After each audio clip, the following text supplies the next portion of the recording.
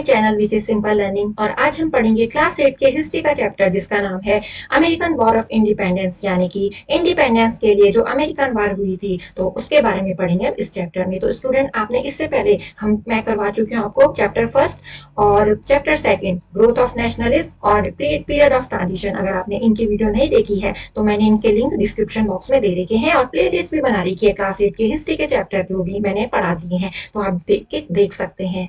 अब स्टार्ट करते हैं इस चैप्टर को। The 17 and 18 centuries in Europe have been described as the age of enlightenment. जो 17 और 18 सेंचुरीज कहाँ यूरोप में जो सेंचुरीज थी उस टाइम वो क्या कहलाई गई? एज ऑफ एनलाइटमेंट और रीजन। एज ऑफ एनलाइटमेंट का मतलब उजाला होना। अब कैसा उजाला होना आगे पढ़ेंगे। और रीजन यानी कि कारण होना, यानी कि किसी चीज को प्रूफ करने के लिए कारण। This was because during this period people freed themselves from the superstitions. और ये इस पीरियड को इसलिए कहा गया क्योंकि लोग क्या हो गए थे, अपने को मुक्त कर लिया था उन्होंने। किससे? अंधविश्वास से, जैसे झूठा झूठा विश्वास कर लेना। और प्रिजुडिस का मतलब what is right and what is wrong and criticize everything that was unreasonable। और criticize करते थे उस चीज को जिसका कोई रीजन नहीं होता था। The writer and thinker of the period foster the spirit of humanism. और जो राइटर और थिंकर थे उस पीरियड के दौरान उन्होंने स्प्रेड किया किस स्पिरिट को? ह्यूमनिज्म के स्पिरिट को। और किसको प्रायोरिटी दी? ह्यूमन की फ्रीडम को। फिलोसफर जैसे कि मॉन्टेस्क्यू हुए, जॉन लॉक हुए, Rousseau, Voltaire, Immanuel Kant and Thomas Paine talk about individuals freedom. इन सब लोगों ने, इनके जो फिलोसफर्स थे, इन्होंने किसके बारे में बात की? इन्होंने कहा कि जो इंडिविजुअल की फ्रीडम है, एक पर्टिकुलर पर्सन की जो फ्रीडम है उसको इंपॉर्टेंस दी। पॉलिटिकल इंडिपेंडेंस होनी चाहिए और डेमोक्रेसी भी होनी चाहिए। Their ideas found expression in the political development that took place in America. और उनके जो आइडियाज थे उनको एक्सप्रेशन मिले, उनको कहाँ देखा गया? पॉलिटिकल डेवलपमेंट्स वहां हुए, जो कहाँ? अमेरिका में और फ्रांस में। कब? लेट 18 सेंचुरी में।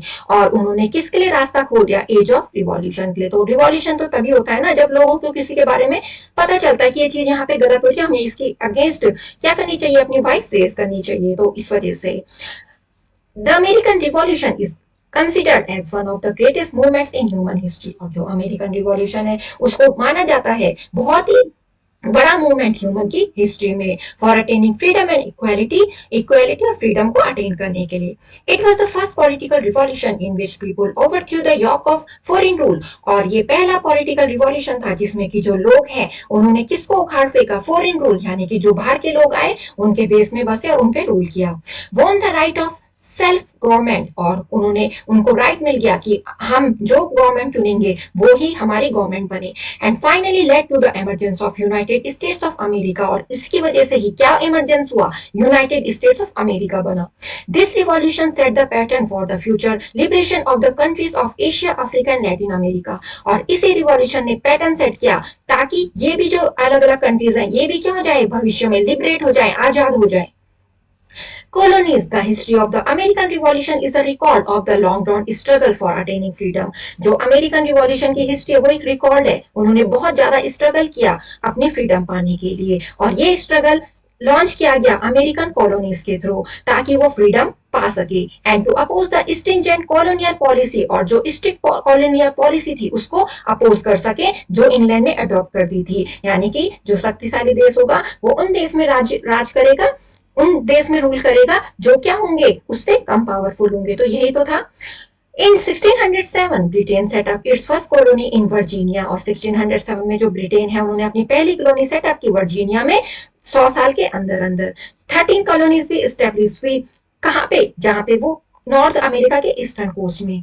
जो पॉपुलेशन थी इन कॉलोनीज में कंप्राइज 90% ब्रिटिश। उसमें ब्रिटिश कितने थे? 90% थे। और बाकी रिमेनिंग कौन थे? Dutch, German, French, Portuguese. यानी कि सबसे ज्यादा किसकी पॉपुलेशन थी? ब्रिटिश की। The main occupation of the people through out the English speaking colonies was agriculture. जो मेन ऑक्यूपेशन था इनके कल्चर में वो इंग्लिश स्पीकिंग कॉलोनीज थी, उनका क्या कल्चर था? एग्रीकल्चर। और वो किस पे बेस्ड था? प्लांटेशन पे, जिसको मैनेज करते थे स्लेव यानी कि उनके दास। Each American colony had an elected legislative assembly. जो अमेरिकन कॉलोनी थी उनकी इलेक्टेड लेजिस्लेटिव असेंबली भी थी जिसमें कि एक काउंसिल था, उनके मिलिटियर्स थे। The colonies govern themself in all local matters. और जो कॉलोनीज थे उन पे क्या करते थे वो लोकल मैटर को क्या करते थे सॉल्व थ्रू देयर इलेक्टिव जो भी वो इलेक्टेड रिप्रेजेंटेटिव्स बनाते थे उनके थ्रू। However the colonies had no say in other important matters, और जो कॉलोनीज थे वो और बाकी इंपॉर्टेंट मैटर्स में नहीं बोलते थे कुछ, लाइक इकोनॉमिक डेवलपमेंट इस वाले मैटर में भी नहीं बोलेंगे, उनका जो ट्रेड है किसके साथ यूरोपियन कंट्रीज के साथ, और जो एक्स्ट्रा टैक्सेस लेवी किया जाता है उसमें भी नहीं करेंगे वो उन मैटर को solve. These matters were controlled by the British crown, और ये जो मैटर थे वो किसके पास जाते थे ब्रिटिश क्राउन के पास, और वो केवल वहां के लोकल मैटर जो कॉलोनीज गवर्नमेंट थी वो सॉल्व करती थी, जो उनके इलेक्टेड रिप्रेजेंटेटिव थे उनके थ्रू। कॉजेस क्या थे इसके, although the American struggle for freedom was primarily conflict of economic interest between Britain and her colonies, और जो अमेरिकन स्ट्रगल था फ्रीडम के लिए वो एक कॉन्फ्लिक्ट था, एक द्वंद था किसके बीच में, इकोनॉमिक इंटरेस्ट और ब्रिटेन के बीच में और उनकी कॉलोनी के बीच में, यानी कि इकोनॉमिक जहां पे उनकी क्या बात आएगी, इकोनॉमी की बात आएगी, पैसों की बात आएगी, कितना प्रॉफिट हो रहा है उसके बारे में। तो ब्रिटेन और उनकी कॉलोनीज के बीच ये कॉन्फ्लिक्ट चलता रहता था। There were many other reason which led to the American revolution, और भी कई रीजन है जिसकी वजह से अमेरिकन रिवॉल्यूशन हुआ। सम ऑफ दीज आर, उसमें से कुछ क्या है, व्यूज एक्सप्रेस बाय फिलोसोफर, जो फिलोसोफर ने व्यूज अपने एक्सप्रेस किए वो भी एक रीजन है। A number of philosophers advocated political independence and justified resistance to the mother country by the colonies, जो बहुत ज्यादा लार्ज नंबर में फिलोसफर्स थे उन्होंने एडवोकेट किया, प्रमोट किया पॉलिटिकल इंडिपेंडेंस होनी चाहिए ताकि लोग क्या कर सके, उनको राइट मिल सके, जो भी उनके राइट है उनको मिल सके, और बोलने का भी राइट हो सके जो भी गलत हो रहा है उसके against. And justified resistance to the mother country by the colonies, और वो ये भी देख सके कि कोई भी कॉलोनीज वहां रूल कर रही है अगर, ठीक है, उनकी मदर कंट्री में रूल कर रही है तो उसके अगेंस्ट वो अपोज करे जहां पे वो गलत हो रहा है। पहले तो उनकी अपनी गवर्नमेंट होनी चाहिए, ऊपर से कोई कॉलोनी आके उनकी कंट्री में रूल कर रही है तो उसके अगेंस्ट उनको अपोज करना चाहिए। These ideas motivated the colonies to make a demand for self government, और यही आइडियाज ने मोटिवेट किया कॉलोनीज को ताकि वो डिमांड कर सके सेल्फ गवर्नमेंट के लिए विद इन द एम्पायर, उस एम्पायर के अंदर। Initially they did not want to snap political connection from there, और उनका ये मतलब नहीं था, शुरुआत में उनका ये मतलब नहीं था कि वो छीन सके जो पॉलिटिकल कनेक्शन है किनसे, फ्रॉम दियर मदरलैंड, अपनी मदरलैंड से जो उनका पॉलिटिकल कनेक्शन है, ये उसका इरादा नहीं था पहले कि वो उसको हड़प सके। दे वांटेड इक्वालिटी, उनको इक्वालिटी चाहिए थी, और ऑटोनोमस रूल, यानी कि जो हम इंडिपेंडेंटली क्या कर सके, अपनी सरकार बना सके, गवर्नमेंट बना सके अपने के लिए। मर्सेंटाइलिस्ट पॉलिसी ऑफ ब्रिटिश क्या थी, Britain followed mercantile policy according to which the colonies existed merely to serve the mother country, जो ब्रिटेन है उन्होंने फॉलोड की मर्सेंटाइल पॉलिसी जिसके अकॉर्डिंग वो क्या कर सके, जो कॉलोनीज है जो वहां एग्जिस्ट कर रही है वो इंडिविजुअली, वो केवल उसी मदर कंट्री के लिए सर्व करेगी। The colonies provided the raw material, वो कॉलोनीज प्रोवाइड करेगी raw material supplies which could not be produce at home, जो घर में प्रोड्यूस नहीं हो सकती, and serve as market for finish good, और वो मार्केट में मिले ताकि उनकी जो गुड्स की रिक्वायरमेंट है वो क्या हो जाए, फुलफिल हो जाए। मर्सेंटिलिज्म was also against the establishment of self government for colony, जो मर्सेंटिलिस्ट थे वो भी अगेंस्ट थे किसके, एस्टेब्लिशमेंट के अगेंस्ट, सेल्फ गवर्नमेंट ना बने कॉलोनीज के लिए। The colonies resisted this mercantilist policy, और जो कॉलोनीज है वो जब उनको पता चला कि ये जो सेल्फ गवर्नमेंट हम सोच रहे हैं उसके खिलाफ है ना, तो उन्होंने क्या किया, इस मर्सेंटिलिस्ट पॉलिसी को अपोज किया, उस कॉलोनियल एक्सप्लॉइटेशन की थी जो। क्यों कॉलोनियल का एक्सप्लॉइटेशन कैसे हो रहा था, वो क्या कर रहे थे, वहां क्या था, वो केवल रॉ मटेरियल प्रोवाइड करते थे और सप्लाई नहीं करते थे, और वो सप्लाई कहाँ देते थे, मार्केट में, ताकि जो लोग हैं वो वहां से खरीदे, और वो केवल प्रोवाइड करते थे रॉ मटेरियल को जो होम पे प्रोड्यूस नहीं हो सकती है। Removal of French danger, removal of French danger क्या है, the French were a constant source of danger for the American colonies, जो फ्रेंच थे वो एक कांस्टेंट सोर्स ऑफ डेंजर थे, खतरनाक थे किसके लिए, अमेरिकन कॉलोनीज के लिए। As long as the colonies were threatened by the French, जैसे कि जो कॉलोनीज थे उनको डराया जाता था फ्रेंच के थ्रू, तो उनको जरूरत पड़ती थी ब्रिटिश मिलिट्री प्रोटेक्शन की, did not dare to go against their mother country, और वो अपने मदर कंट्री के अगेंस्ट नहीं जा सकते थे। But after England's victory against France in the 7 year war 1756 to 63, जो the colonies which earlier used to be kept in check because of the fear of a possible Anglo French alliance against them could not be subdued under this pretext. England की victory हुई जब, किसके against में, France के against में, और कौन सी वार में, 7 year वॉर, जो कहां से कब तक चली, 1756 से 63 तक, जैसे कि इसका नाम 7 year वॉर है तो 7 साल तक चली।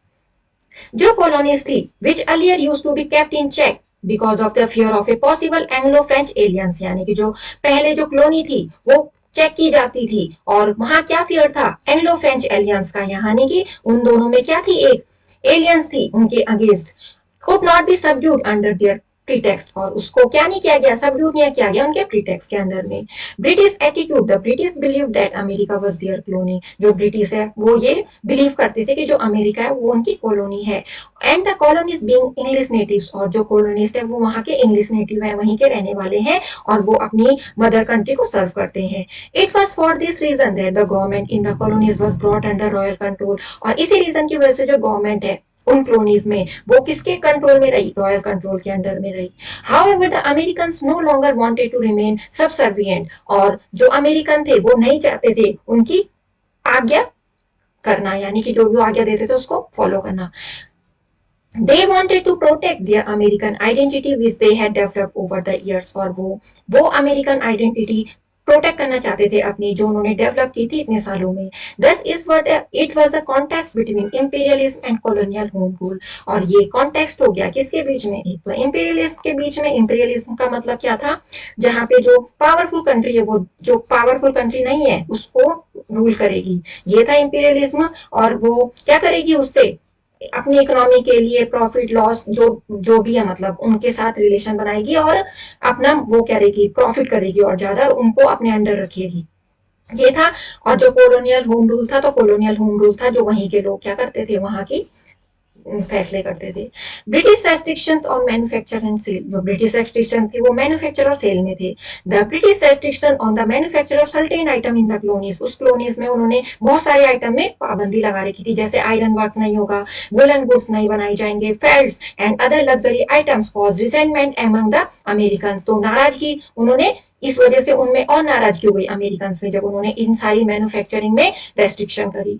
The law provided that these goods must be imported from Britain, और जो लॉ था उसमें ये था कि जो गुड्स हैं वो इंपोर्ट यानी कि वहां से मंगाए जाएंगे ब्रिटेन से। Goods imported from other countries were heavily tax, और जो वहां से मंगाए जाएंगे उनमें बहुत ज्यादा टैक्स लगता था। Similarly the colonies have to export products like cotton, और जो कॉलोनीज थे वो एक्सपोर्ट करते थे कॉटन, सुगर और टोबैको को, केवल कहाँ, इंग्लैंड, और at prices fix by the British government, और उस प्राइस पे जो प्राइस ब्रिटिश गवर्नमेंट फिक्स करेगी। These restrictions convinced the colonies that the British government was deliberately hampering their economic development, और इन रेस्ट्रिक्शन की वजह से, मतलब उनको तो बोला कि तुम ये नहीं करोगे और तुम बाहर से लोगे, और उस पर बहुत ज्यादा टैक्स लेविट करते थे, वो उस पर बहुत ज्यादा टैक्स लगाते थे और तब वहां मंगाते थे सामान, ठीक है। तो इस वजह से भी उनमें नाराजगी थी, और ये जो रेस्ट्रिक्शन थे इन्होंने और ज्यादा कन्विंस किया उन कॉलोनीज को कि जो ब्रिटिश गवर्नमेंट है वो अपना इकोनॉमिक डेवलपमेंट और ज्यादा फैलाना चाहती है। तो ये उनको अब धीरे धीरे समझ में आ रहा था। अब और रीजन क्या है, unpopular act. The war with France left a heavy financial burden on the British, जो वार हुई फ्रांस के साथ उसने बहुत ही हैवी फाइनेंशियल बर्डन डाल दिया किस पे, ब्रिटिश पे। Since the American colonies were the main beneficiaries of Britain's victories in the conflict, Britain considered it appropriate to tax the Americans to manage its war efforts. जैसे कि जो American colonies थी वो क्या थी, मेन बेनिफिशियर्स थी किसकी, Britain's victories की, कहाँ, जब वहां वॉर होती थी। Britain considered it appropriate to tax the American, और ब्रिटेन ने क्या किया, टैक्स लगा दिया, उन्होंने सोचा कि ये टैक्स ही एकमात्र उनका वे है American to manage its war effort, ताकि हम जो भी हमारी वॉर में खर्चा हुआ वहां से हम अपना निकाल लें। For this purpose the British parliament passed a number of act, और इसी पर्पस की वजह से, अपने इस पर्पस की वजह से ब्रिटिश पार्लियामेंट ने बहुत सारे एक्ट पास किए, उसमें से ये फर्स्ट है। द क्वार्टरिंग एक्ट 1765 में आया, oblige the colonies to pay a small portion of expenditure incurred upon the maintenance of British troops deployed in America. और ये जो क्वार्टरिंग एक्ट था ये क्या था, एक स्मॉल पोर्शन जो भी वहां खर्च होगा वो किस पे खर्च होगा, जो ब्रिटिश ट्रूप है उनकी मेंटेनेंस पे, डिप्लॉयड इन अमेरिका, अमेरिका में ये लगाया गया। The currency act sought to ban the prevalent bills of exchange, और जो करेंसी एक्ट है उसने बैन कर दिया जो भी वहां के जो बिल्स आते थे एक्सचेंज के, पेपर करेंसी किसके, अमेरिकन कॉलोनीज की, ताकि जो इंग्लिश करेंसी है वो केवल यूज करे वो, यानी कि वो उनकी करेंसी यूज हो सके बिजनेस ट्रांजेक्शन के लिए। शुगर एक्ट 1764 इसने बैन किया किसके, इंपोर्ट को, ड्रम को, कहां से, बाहर वाली कंट्री से, सिवाय इंग्लैंड के। तो देखिए उन्होंने अपनी कंट्री छोड़ दी, यानी कि यहां से तो आएगा। पर बाकी कंट्री से नहीं आएगा। The custom officers were order to enforce the sugar act strictly, और जो कस्टम ऑफिसर्स है जहां वो देखते थे सामान को चेक करते थे तो उनको ऑर्डर किया गया कि उन पे शुगर एक्ट स्ट्रिक्टली अप्लाई किया जाए। द स्टैम्प एक्ट 1765 में आया, उसने इम्पोज किया टैक्स को किस पे, लीगल डॉक्यूमेंट और जो बाकी के आइटम्स थे जैसे कि न्यूज़पेपर, तो इतने सारे टाइप के एक्ट आए वहां। The colonies responded by claiming that they alone had the right to tax themselves through their assemblies. जो कॉलोनिज्म रिस्पॉन्ड किया उनको क्या क्लेम किया कि वो अकेले ही वो जो राइट है किसका टैक्स का वो अपने आप ही क्या कर सकते हैं, अपनी असेंबली में दे सकते हैं, and that they were not represented in the British parliament, और वो वहां रिप्रेजेंट नहीं करेंगे कहाँ, ब्रिटिश पार्लियामेंट में। दे रेज द स्लोगन, उन्होंने इस स्लोगन को रेज किया, नो टैक्सेशन विदाउट रिप्रेजेंटेशन, यानी कि कोई भी टैक्सेशन ना ले और बिना किसी रिप्रेजेंटेशन के। तो स्टूडेंट यहाँ पे आपको 13 अमेरिकन कॉलोनीज दिखाई गई हैं, ये थे। तो ये अमेरिकन कॉलोनीज जिनके नाम है फिलाडेल्फिया, रोड आइलैंड, ये मैसेचुसेट्स। तो ये आगे बढ़ते हैं इस चैप्टर में। The colonies led by groups known as sons of liberty, और जो कॉलोनीज थे जिन्होंने इस ग्रुप को लेड किया उनको इनको कहा गया, जाना गया सन्स ऑफ लिबर्टी के नाम से। Drew up a memorandum of protest, उन्होंने एक नोट जारी किया, ज्ञापन जारी किया, किसका, प्रोटेस्ट का, किसके अगेंस्ट, क्रोन के against. Responding to the protest the parliament withdrew the stamp act, और इस प्रोटेस्ट पे रिस्पॉन्ड करके जो ब्रिटिश पार्लियामेंट है उन्होंने वापस ले लिया स्टैम्प एक्ट को, बट क्लेम किया the power to legislate for the colonies through the declarative act, और उन्होंने ये तो नहीं हटा दिया स्टैम्प एक्ट, पर क्लेम किया जो पावर है ठीक है उन कॉलोनी को लेजिस्लेट करने की वो किसके थ्रू होगी, डिक्लेरेटरी एक्ट के through. By the declaratory act the British parliament got the right to levy both the internal and external tax, और इस एक्ट के अकॉर्डिंग जो ब्रिटिश पार्लियामेंट है उन्होंने लेवी यानी कि लगाया कौन सा टैक्स, इंटरनल भी और एक्सटर्नल टैक्स भी। तो एक उन्होंने वापस ले लिया और एक लेवी कर लिया। Beginning, the American War of Independence was triggered off by an incident known as Boston Tea Party. जो अमेरिकन वॉर ऑफ इंडिपेंडेंस है वो कैसे ट्रिगर्ड हुई, कैसे शुरुआत हो गई उसकी, कैसे हुई, इस घटना से जिसको जाना जाता है Boston T party. In 1773 British parliament pass the T act, 1773 में जो ब्रिटिश पार्लियामेंट है उन्होंने पास किया टी एक्ट को, which permitted the British East India company, जो परमिट करती थी, परमिशन देती थी ब्रिटिश इंडिया कंपनी को सेल करने के लिए tea directly to the colonies, इन कॉलोनीज में बेचने के लिए। The colonies demanded that the British government should withdraw the tax on tea, और जो colonies थे उन्होंने डिमांड किया कि जो ब्रिटिश गवर्नमेंट है वो इस टैक्स को भी हटा दे टी से। In some cities the colonies refused to permit the unloading of tea, और कुछ सिटीज में जो colonies उन्होंने रिफ्यूज ही कर दिया परमिशन देने को, यहाँ टी लोड नहीं की जाएगी, यानी कि जो भी टी आएगी वो हम एक्सेप्ट नहीं करेंगे। Under the guidance of Samuel Adams, a few American disguised as porters boarded the ships of East India Company, और सैमुअल एडम्स की गाइडेंस में कुछ अमेरिकन ने डिस्गाइज कर दिया, मना कर दिया, इनकार कर दिया, जो पोर्टर्स के रूप में वहां काम करते थे कि यहाँ पे ईस्ट इंडिया कंपनी के शिप्स बोर्ड नहीं करेंगे, जो कहाँ पे करते थे बोर्ड, बोस्टन पोर्ट पे। Picked up 340 boxes of T, उन्होंने पिक्ड अप किए 340 बॉक्सेस ऑफ टी के और उनको फेंक दिया समुद्र में। This action was supported by a large section of the public, और उनको सपोर्ट किया बहुत ज्यादा सेक्शन ऑफ पब्लिक, यानी कि बहुत ज्यादा लोग आए वहां पे, पब्लिक आई वहां पे उनको सपोर्ट करने के लिए। The British government on hearing the news of Boston T party retaliated by passing a number of coercive acts in 1774, और ब्रिटिश गवर्नमेंट ने जब ये सुना, बोस्टन टी पार्टी की न्यूज सुनी, तो उन्होंने क्या कर दिया, पास कर दिए बहुत ज्यादा कोर्सिव एक्ट। कब, 1774 में उन कॉलोनीज को पनिश करने के लिए, hard act, strict act. Through this acts known as intolerable acts, और ये जो एक्ट है ये जाने गए इंटॉलरेबल एक्ट्स से, यानी कि जिनको सहन नहीं कर सकते। The government close the port of Boston, जो गवर्नमेंट है उन्होंने बोस्टन का पोर्ट क्लोज कर दिया। Reorganise the government of Massachusetts and allow troops to be quartered in private home, और उन्होंने रीऑर्गेनाइज कर दी वहां की गवर्नमेंट को, मैसेच्यूसेट्स की, एंड अलॉट किया ट्रूप्स को कि वो प्राइवेट होम में वहां क्वार्टर हो जाए उनके। This intolerable act resulted in organise opposition to British policy, और जो ये इंटॉलरेबल एक्ट आए इन्होंने क्या किया, अपोज किया, अपोजिशन किया, किसको, ब्रिटिश पॉलिसीज को। As a first reaction committees of correspondences compose of citizens critical of Britain were establish all over the colonies, और ये जो फर्स्ट रिएक्शन था, जो कमिटीज थी करेस्पॉन्डेंस की, उन्होंने सिटीजन्स को कंपोज किया, critical of Britain were establish all over the colonies, और जो ब्रिटेन है वो एस्टेब्लिश हो गई उनके कॉलोनीज में। इन 1774 these committees organized the first continental congress in Philadelphia, और 1774 में इन कमिटीज ने ऑर्गेनाइज किया पहला कॉन्टिनेंटल कांग्रेस, कहाँ, फिलाडेल्फिया में। किसके लिए? To persuade the British parliament to restore self government in the colonies. किसके लिए? जो ब्रिटिश पार्लियामेंट है वो रिस्टोर करे सेल्फ गवर्नमेंट को कॉलोनीज में। However the objective of the conference was not to demand complete independence, पर इस कॉन्फ्रेंस की ऑब्जेक्टिव ये नहीं थी कि डिमांड करना कंप्लीट इंडिपेंडेंस, पर केवल क्या करना, and but only and autonomy in internal affair. जो इंटरनल अफेयर होंगे, जो इंटरनल मुद्दे होंगे, उनमें उनको फ्रीडम चाहिए थी।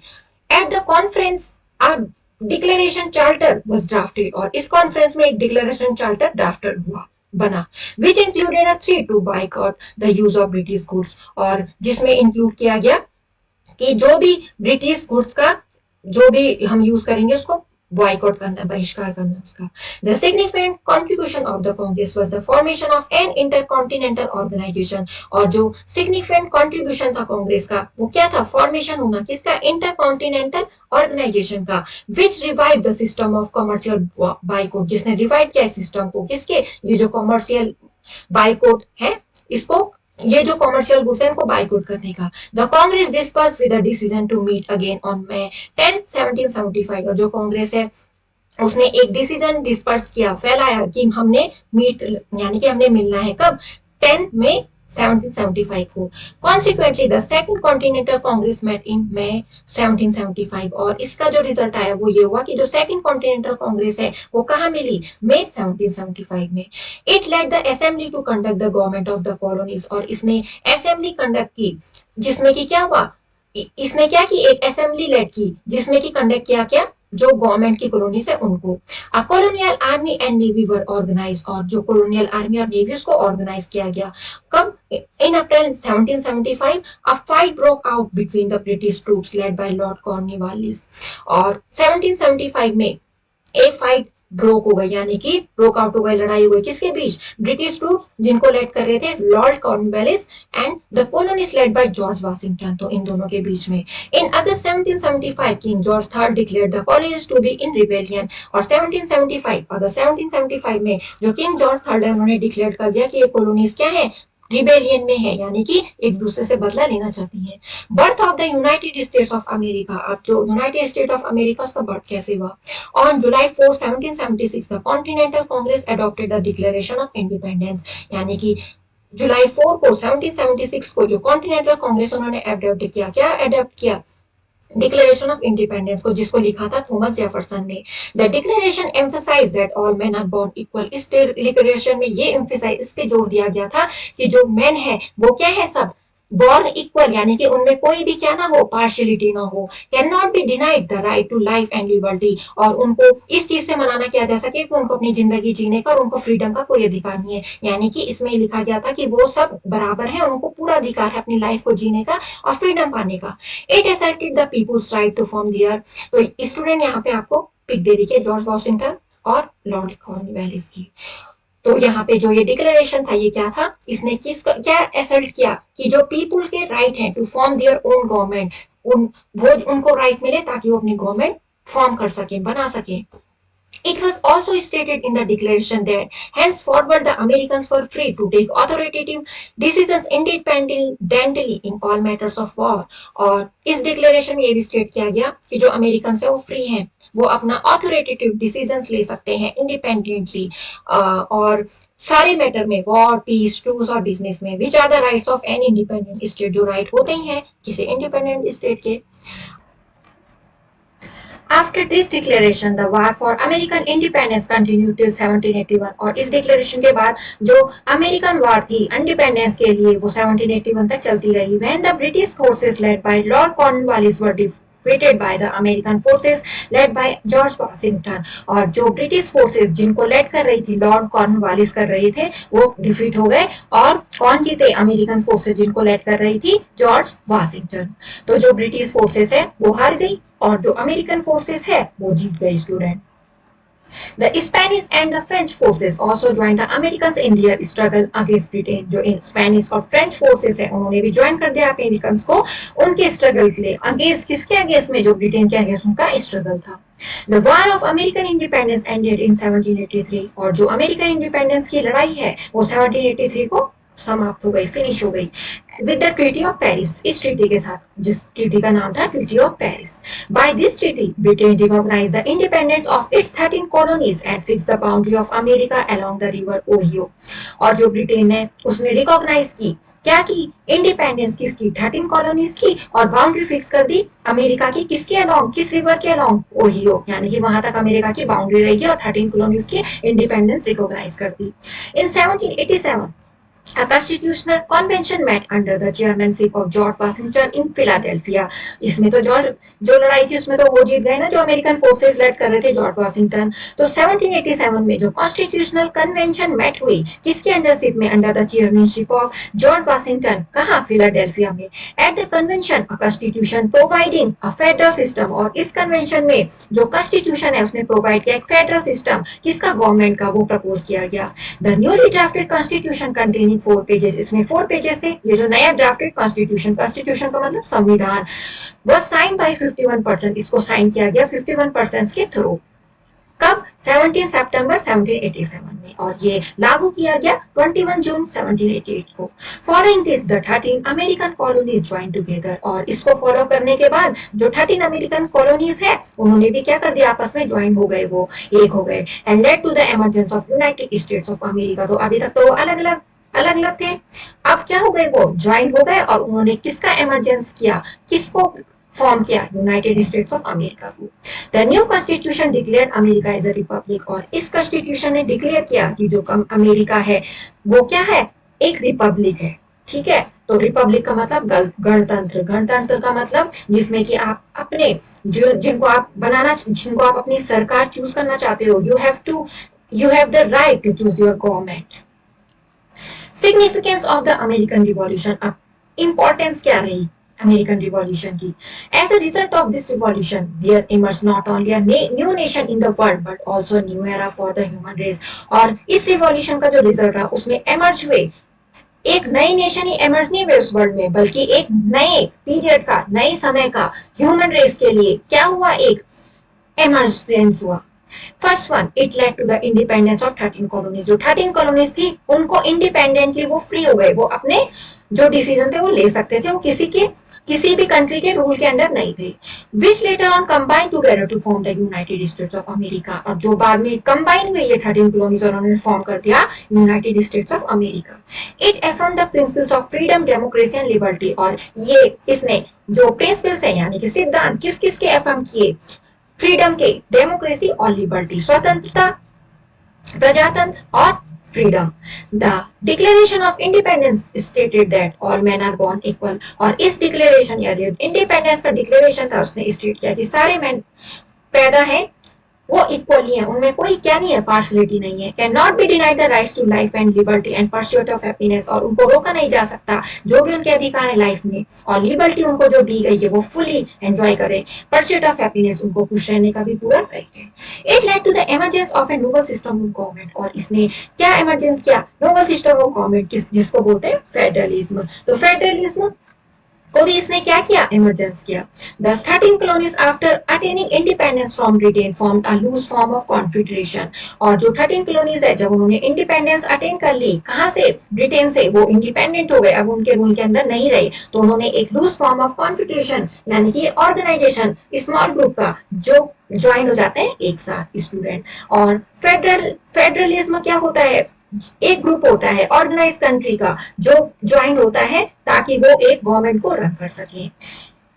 which was subsequently transformed into a federal system with separation of power। तो कैसा फेडरल सिस्टम, जिसमें कि पावर का सेपरेशन हो, किस किस के बीच, सेंट्रल और स्टेट गवर्नमेंट के बीच, तो यही हुआ federalism. The framers of the American constitution give practical lessons in constitution making to the world, और जो अमेरिकन कॉन्स्टिट्यूशन को जिन्होंने फ्रेम किया उन्होंने प्रैक्टिकल लेसन भी दिए उस कॉन्स्टिट्यूशन को बनाने के लिए सारे संसार के लिए। They framed a federal constitution with the principle of separation of power, और उन्होंने ऐसा फेडरल कॉन्स्टिट्यूशन भी फ्रेम किया जिसमें कि जो सिद्धांत के साथ, जिसमें कि पावर का सेपरेशन था, and the system of check and balances, और जिसमें सिस्टम था चेक और बैलेंस का भी। Unlike Britain they adopted the presidential system of government, Britain में जैसे कि ये प्रेसिडेंशियल सिस्टम ऑफ गवर्नमेंट नहीं था पर उन्होंने अडॉप्ट किया यूनाइटेड स्टेट्स ऑफ अमेरिका जो बना उसने अडॉप्ट किया प्रेसिडेंशियल सिस्टम ऑफ गवर्नमेंट। तो स्टूडेंट यहाँ पे सरेंडर ऑफ लॉर्ड कॉर्नवालिस, जब वो हार गए थे किससे, अमेरिकन फोर्सेस से, जिसको लेड कर रहे थे George Washington. A written constitution, a set of written rights and federation. तो जैसे कि ब्रिटेन में प्रेसिडेंशियल क्या नहीं होता था, प्रेसिडेंशियल सिस्टम ऑफ गवर्नमेंट नहीं होता था, बट किसने, यूनाइटेड स्टेट ऑफ अमेरिका ने इसको अडॉप्ट किया। रिटन कॉन्स्टिट्यूशन, एक लिखा हुआ कॉन्स्टिट्यूशन जिसमें कि राइट और फेडरेशन के बारे में है। The new American constitution give the American several significant rights. और ये जो अमेरिकन कॉन्स्टिट्यूशन यानी कि जैसे कि इंडिया का कॉन्स्टिट्यूशन है वैसे ही अमेरिका भी कॉन्स्टिट्यूशन, अमेरिका का भी अमेरिकन भी कॉन्स्टिट्यूशन जो नया आया, जो नया फॉर्म हुआ, उसने अमेरिकन को एक सिग्निफिकेंट राइट दिए, जो क्या थे, उनको बोलने की स्वतंत्रता, प्रेस यानी कि कहीं पे भी कोई भी गलत हो रही हो तो उसको बोलने की, उसको एक्सप्रेस करने की, और रिलीजन में भी equality, and the right to get justice according to law, और लॉ के अकॉर्डिंग उनको जस्टिस मिले। The American revolution give birth to the democratic system. और अमेरिकन रिवॉल्यूशन ने बर्थ दिया किसको, डेमोक्रेटिक सिस्टम को, यानी कि प्रजातंत्र सिस्टम है जो, which give the American public for the first time the right to vote. तो देखिए डेमोक्रेटिक सिस्टम में क्या होता है, हम वोट देके क्या करते हैं, जो भी हमें जिस गवर्नमेंट को बनाना है उनको वोट देके हम जिताते हैं। तो ये वाला सिस्टम है डेमोक्रेटिक सिस्टम। ऐसा नहीं है कि कोई राजा का बेटा है तो वो बनेगा राजा, चाहे कोई भी उसको पसंद ना करे तभी भी वो राजा, ऐसा नहीं है। डेमोक्रेटिक सिस्टम का मतलब हम जिस गवर्नमेंट को चाहते हैं हम उसको वोट दें और वो हमारी गवर्नमेंट बने। It mark the defeat of imperialism, और इसने डिफीट कर दिया इंपीरियलिज्म का मतलब जैसे कि पहले ब्रिटिशर्स ने क्या किया, रूल किया कहाँ, यहाँ वो उन कॉलोनीज में जो कि क्या थी, उनके अंडर में थी, जैसे कि अमेरिकन कॉलोनीज में थी। तो वैसे ही जो इंपीरियलिज्म है तो वो वही है कि जब उन्होंने क्या करना, जो सुपर पावर कंट्री है वो उस वीक कंट्री पे क्या करे, अपना रूल करे, और जो भी पॉलिसीज है वो डिसाइड करे बिना उनको पूछे हुए, और वहां के लोगों पे इम्प्लाई करे। And brought forward the concept of nationalism, और इसमें नेशनलिज्म, राष्ट्रवाद का कंसेप्ट भी आया बिफोर द ह्यूमन सोसाइटी के आगे। It infuse a new vigour into the anti colonial revolutionaries. तो इसने एक स्ट्रेंथ भी दे दी किसको, एंटी कॉलोनियल रिवॉल्यूशनरीज, यानी कि जो कॉलोनीज थी उनके against, in the entire world, पूरे संसार में जहां जहां ऐसा हो रहा था। It inspired the people of South America to gain independence from the foreign rule of Spain और पुर्तगाल। और जो साउथ अमेरिका यहाँ के लोग थे जो, उन्होंने भी क्या करे, इस जो भी ये मतलब अमेरिकन कॉन्स्टिट्यूशन बना इससे उनको भी स्ट्रेंथ मिल गई, और वो भी क्या करना चाहते थे, इंडिपेंडेंस गेन करना चाहते थे, और उनपे किसका रूल था, स्पेन और पोर्तुगाल का। It provided a great fillip to the French revolution. It instilled in the French people a new spirit of self confidence to raise their head against autocracy and aristocracy. और यहाँ पे क्या हुआ, इसने और nation को भी अवेयर किया। तो यहाँ पे इसने फ्रेंच पीपल को भी क्या दी, एक न्यू स्पिरिट दी, सेल्फ कॉन्फिडेंस की, ताकि वो अपने सर उठा सके किसके अगेंस्ट, ऑटोक्रेसी के अगेंस्ट। ऑटोक्रेसी और एरिस्टोक्रेसी, ऑटोक्रेसी का मतलब सेल्फ गवर्नमेंट, अपने आप बनाना और लोगों पे रूल करना। एरिस्टोक्रेसी का मतलब जो राजा का बेटा होगा वो उन पे रूल करेगा और उसके बाद जो वो बोलेगा वही माना जाएगा। तो इसने ये अवेयरनेस और नेशन में स्प्रेड कर दी। तो स्टूडेंट आज का जो ये चैप्टर है the American war of independence, ये होता है फिनिश, ये होता है कंप्लीट, और ये है क्लास 8 के हिस्ट्री का चैप्टर। आई होप आपको अच्छे समझ में आएगा ये चैप्टर। और अगर मेरे वीडियोस अच्छे लगते हैं तो लाइक करना ना भूले। आप देखते तो हैं बट सब्सक्राइब भी नहीं करते चैनल, तो सब्सक्राइब जरूर किया कीजिए और अपने दोस्तों की भी हेल्प किया कीजिए इसको शेयर करके। Do like, subscribe and share.